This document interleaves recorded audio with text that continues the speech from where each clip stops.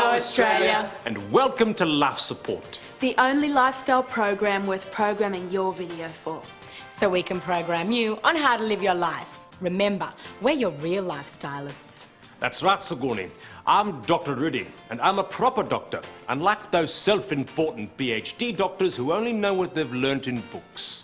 I'm Sigourney, and as a modern woman, I want to help all Australian women, showing you how to adjust your aspirations for a more achievable and satisfying lifestyle. And I'm Life Support's handyman, Todd. What more do you need to know? And I'm Penny, and I know you know what that means. So tonight, I'm going to show you a top way to stop freeloaders from crashing on your couch. I'll show you how your cuddly teddy bear can be a crafty drinking buddy. And I'll be talking to you men about a very private matter. Oh yeah, it's gonna be a top show. So let's get into it.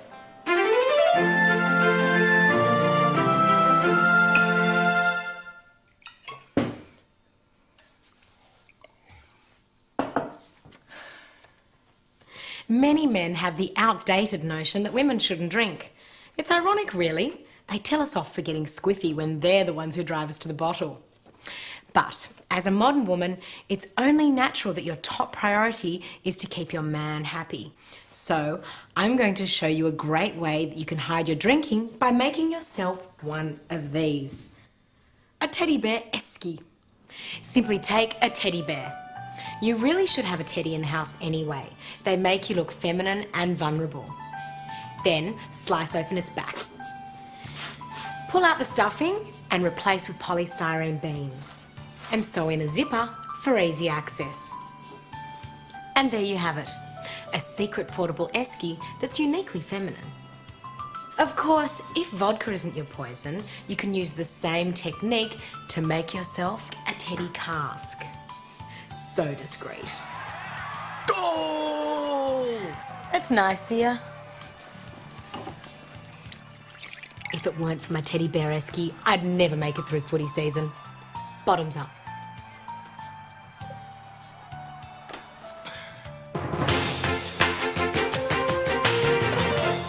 How's it?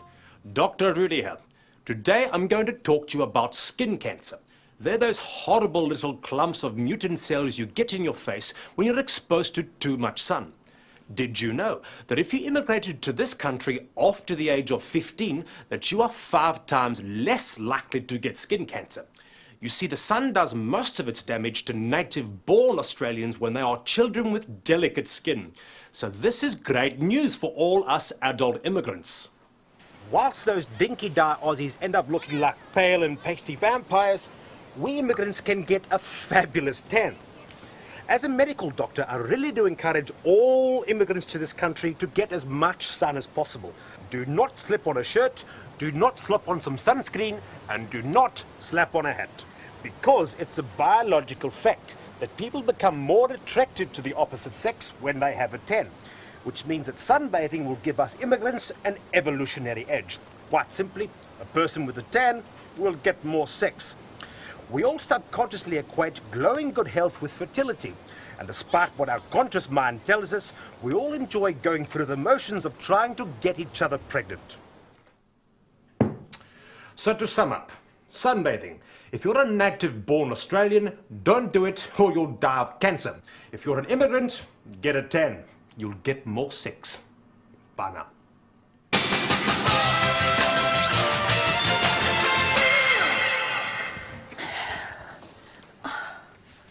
Don't you hate it when you come home starving only to find that your flatmate has eaten everything in the house? Even the Mars bar you had stashed away for an emergency like this. Don't worry, because I've found the perfect solution. An anorexic makes the ideal flatmate.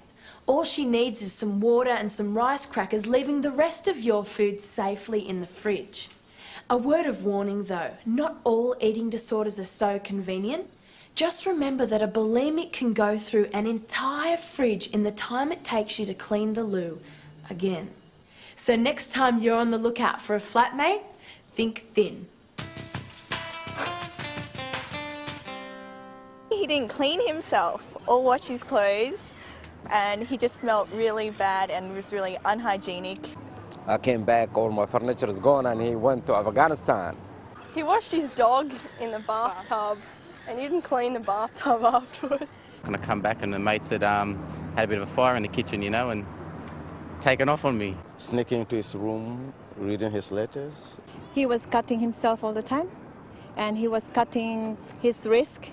I had all this furniture that was in the flat with our bond, and my flatmate threw it all over the balcony.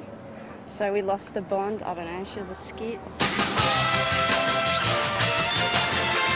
What an interesting segment. Oh, it's serious stuff.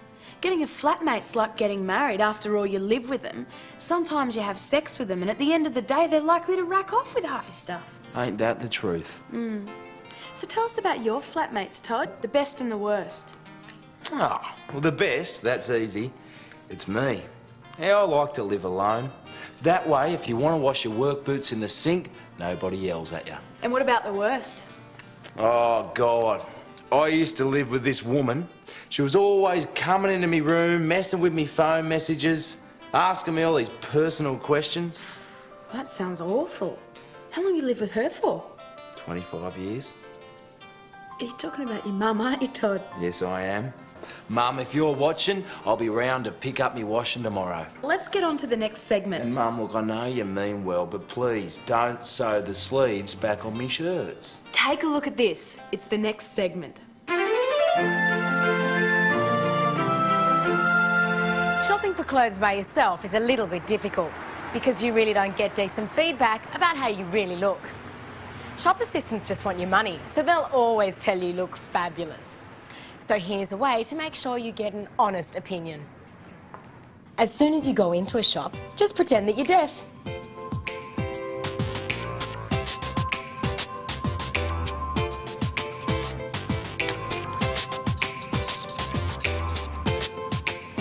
Then, when you're trying on clothes, just listen when your back's turned. God, her bum looks huge in that thing, doesn't it? Well, that's one sale they won't be getting. And I'll just leave a little note for those lovely sales assistants.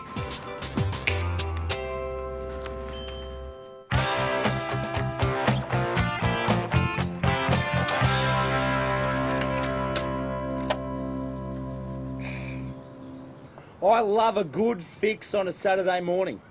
Even if the thing ain't broke, I'm still partial to backing her out and fixing her. Because if you're on the lawn on a Saturday morning, you're in the firing zone for a fleeting conversation. The ultimate form of conversation between two humans. All you need is a couple of red-hot cliches, a wink, and you're right. Here comes one now. G'day, Todd. Car stuff, mate. Yeah, bloody alternator. Can't trust them. Just like women. Can't live with them. Can't feed them to the sharks. It's life, eh? Yeah. And there you have it. A beautifully concise, deep, intellectual, witty, honest, man-to-man, fleeting conversation. Hey, Todd. Car stuff, mate. I don't know, see, it's fine. It's all right. I think I'll just go, put the thing out. Thing.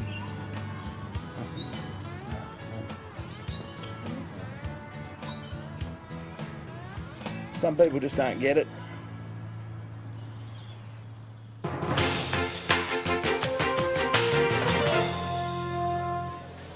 How's it? Dr. Rudy here. Men, why is it so often that we leave the urinal with feelings of inadequacy and frustration, when it really should be a meaningful experience of masculine bonding? Often this is caused by failing to follow some simple urinal techniques. So tonight, I'll show you how to make your next pit stop an ego-boosting pleasure pee. Let's start with the stance. I recommend this one. It's known as the Anzac Swagger. It tells fellow urinators that you are comfortable and happy in your purging environment. Just allow the hips to swing gently back and forth through the process of expulsion and groan a little upon completion. The lean-to is a position which allows you to spit repeatedly into the trough and maybe even vomit a little if you need to. The more fluid which leaves your body, the higher your status amongst your fellow men. Remember, never allow your hands to touch your penis at any stage, for this will reveal you as a homosexual who is soliciting for sexual favors, and that's not what urinals are about at all. Facial expressions and conversation topics are also important to get the most out of your urinal experience. Although it is important to keep your eyes to the front, it can sometimes be polite to turn your head and raise an impressed eyebrow at the intensity of another man's urine flow. Always accompany these appreciative glances with comments such as, "By golly, you've had a few," or "Making room for more lager, mate." These comments can break the ice and often lead to enduring friendships and can help prevent what is commonly known as stage fright. So men, if you apply these simple techniques, you too can step outside that cubicle of shame and proudly claim your rightful place at the urinal. Bye now.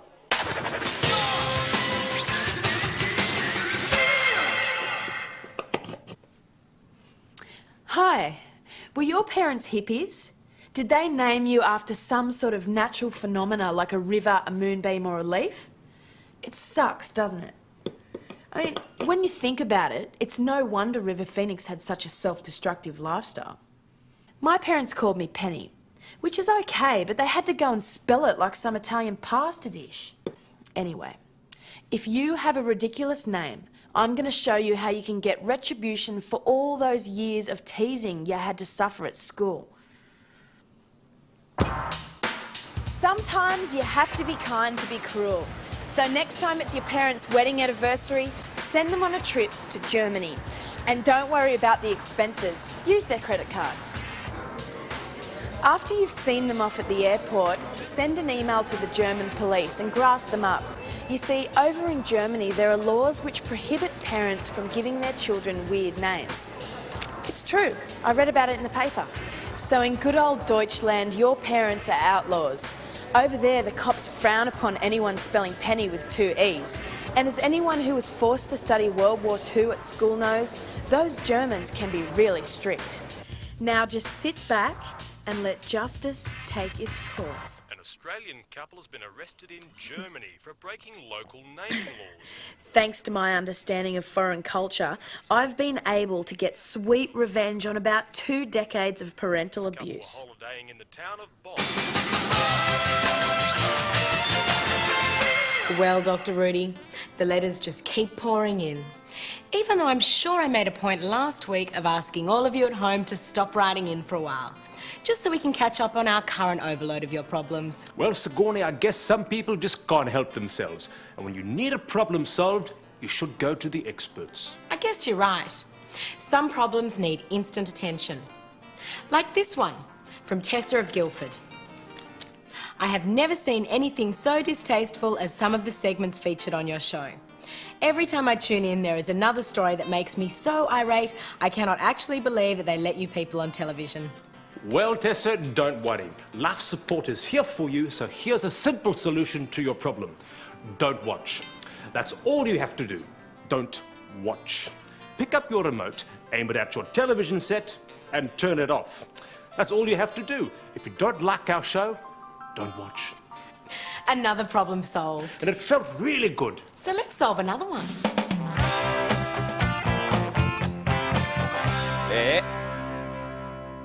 Yeah. Now that's easy to fix. Just take the engine out of the car, take out the clutch and adjust the tension by hand. You got that? Okay, bye Mum. Mobile phones. Unfortunately, in this modern age, they are a necessary evil. I know in my work as a tradesman, I use my mobile every day, but it worries me that every time I hold it to my head, radiation is blasting down my ear and into my brain. Now, I don't want to get chemotherapy before I've brought some little Tods into this world, so I obviously need some sort of protection. Now, if you've ever had an X-ray, you'll know professionals use a lead apron to protect them from radiation. But obviously you can't wrap a lead apron around your head, not without copping a little bit of stick from the blokes at the building site. So, if you want to protect yourself from your phone, your best bet is to make a lead casing for it. And you can easily make a lead casing from all the lead you've already got hanging around your house in the form of lead pencils. Yeah, hang on. The great thing about having a phone covered in lead pencils, apart from being cancer-free, is that you've always got a pencil on hand if you need to take a message. Yep, Mum? Oh, lovely. When is it? Yep, hang on. I'll bring some Devon.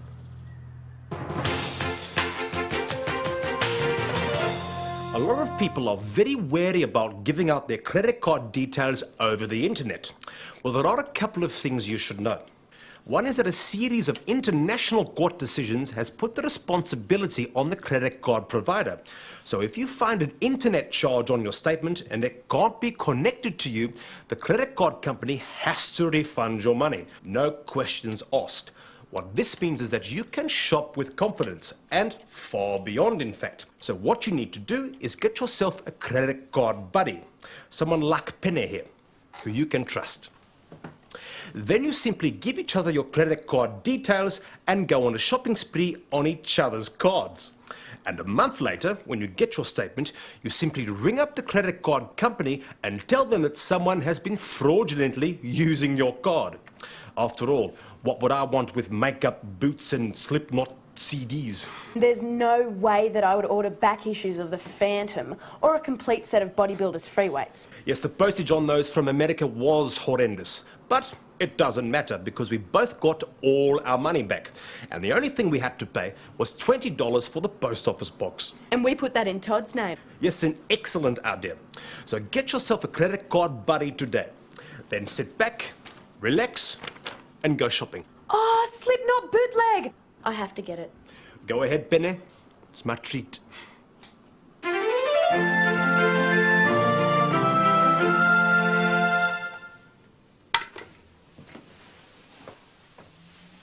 Tonight, I've got a cheeky new idea for the modern woman.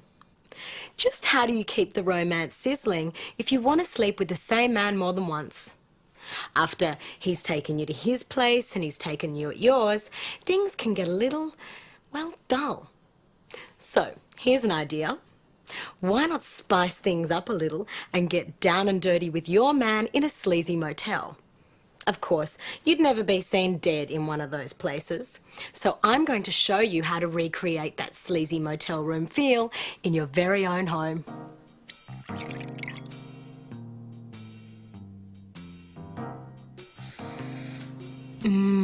A potent potpourri that's sure to get you both in the mood for some motel mischief. Move in a bar fridge, stocked with peanuts, miniature spirits and novelty condoms. Just remember to remove one of its feet so that you get that authentic motel rattle. Mood lighting is so important.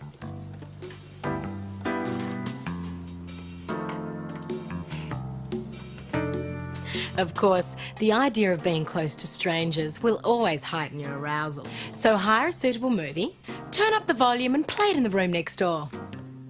It's so easy to turn your bedroom from this into this. So there you have it. A makeover with some simple sleaze means that your two-night stand will last longer and feel fresher. And if it's sleazy enough, he might just leave a tip. Lingerie every time. Buy some nice lingerie, bring some flowers, write him a poem. Watch pornography. Kama Sutra? Get rid of the missionary position, you know, and just try experiment things. Pretend you're other people, you know what I mean? And just like have an affair with each other and things like that. Tie him up, pour wax on him. Like everybody probably does that, but I don't know, do something a little bit different. Of course you're welcome. Stay as long as you like. I've got plenty of room. No, you can have my bed. I'll crash on the floor. Okay. Okay, bye. Don't you hate it when the Londoner whose floor you slept on for 4 months invites herself to stay? Quid pro quo my arse. I mean, when you're a backpacker, you get used to having no privacy, no space, and nowhere comfortable to sleep. But when you're back at home, the last thing that you want is some freeloader interrupting the tranquility of your environment. Now, there's no need to put up with an unwanted house guest. Of course, you don't want to appear rude. So rather than saying no to your friend, just make it impossible for them to enter the country. Now, it's not an easy thing stopping someone's visa application, especially if they're English. The Department of Immigration will let any old pom just stroll on into the country, unless they're a Holocaust denier. A Holocaust denier is someone who publicly argues that there never was a Holocaust, and even if there was, it wasn't really that bad. All you have to do is look up David Irving on the internet. Hack into those web pages and substitute your friend's name for David's. There's no need to call the Department of Immigration yourself. Just tip off the local Jewish community and let them do the hard work for you.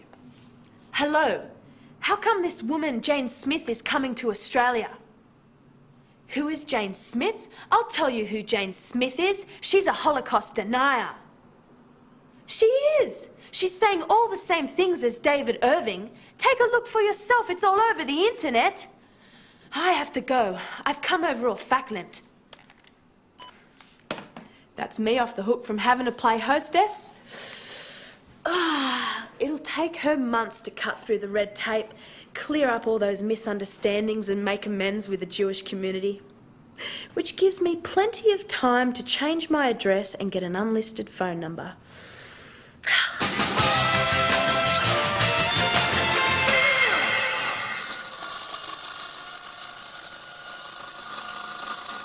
G'day, nice mate.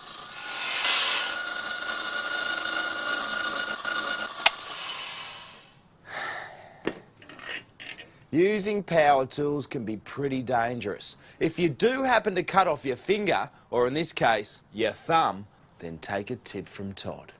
Before you black out from blood loss, make sure you tape the digit somewhere handy, like your forehead. That way, when the ambulance officers arrive, they won't have to waste time looking for it.